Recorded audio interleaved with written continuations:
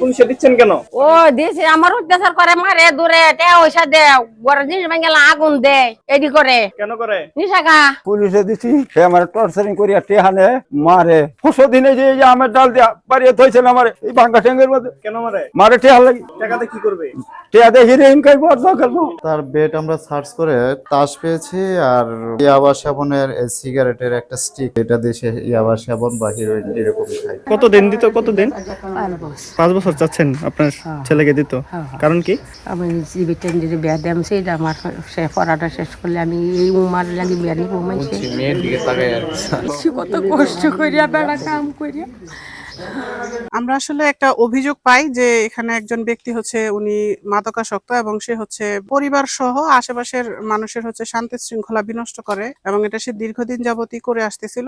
অভিযোগের ভিত্তিতে হচ্ছে আমরা এখানে আসি এবং এখানে এসে তিনি যে রুমে থাকে উনি যে হিরোইন খায় এই ধরনের আলামত আমরা দেখতে পাই আর কি, এবং তাকে দেখেও হচ্ছে ওইরকমই মাদক সেবী বা ওই ধরনেরই মনে হয়েছে। তো তাকে আমরা মাদকদ্রব্য নিয়ন্ত্রণ আইন 2018 এর আওতায় তাকে মানে মোবাইল কোর্টের মাধ্যমে সাজা আওতায় নিয়ে আসবো আর কি।